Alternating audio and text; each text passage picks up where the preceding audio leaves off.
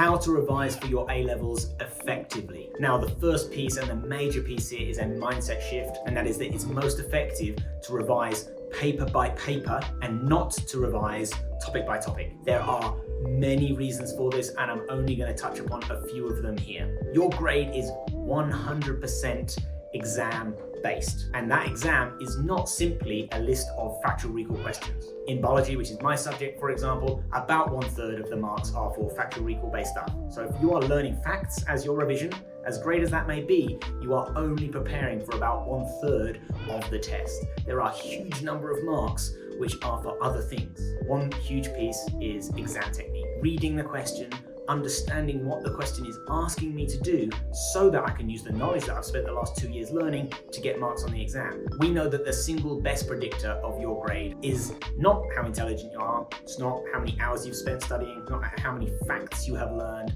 but it is the number of past papers done in timed conditions, exam conditions, which is the best predictor. The more past papers you do, the better your grade will be. One of the biggest mistakes students make is waiting to feel ready before they start doing past papers and practicing the exams. Now, this is totally understandable. As a student, you know there are gaps in your knowledge and you want to fill those gaps until you feel like you are ready to take a test. However, let me let you in on a secret. Your content knowledge will never be perfect. So pursuing perfect knowledge at the expense of starting and doing papers is a recipe for disappointment.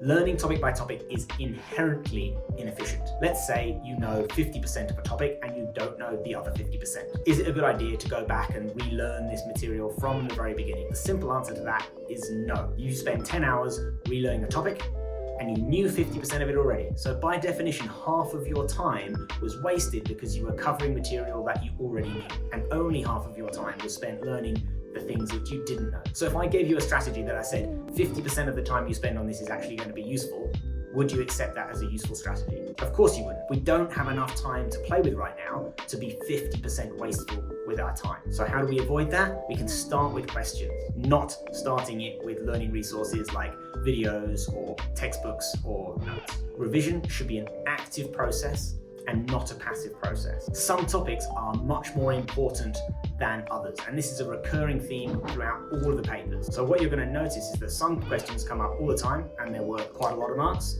Other questions come up infrequently and they're not worth very many marks. If you're revising topic by topic, you have no way of knowing which ones are important or which ones are not so important. If you're revising paper by paper, the topics and skills which come up all the time and are worth a lot of marks, you're practicing more often, and the topics that are less important, you are practicing less often.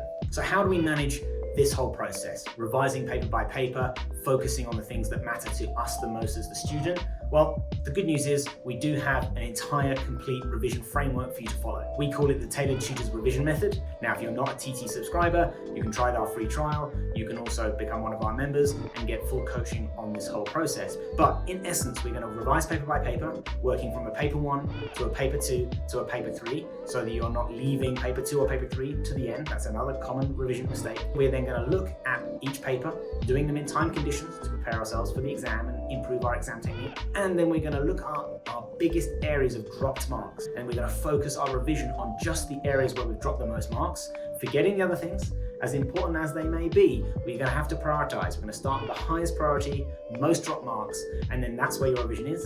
You're then going to repeat that paper to see if you can put the things you've learned into practice, and if you've achieved your threshold target grade, you would then move on to the next paper. And by following this framework, you have a step-by-step process to follow. It takes out all of that overwhelming nature of which things should I do next, which things should I prioritize. So if you're interested to find out more, try our free trial or sign up to become a member.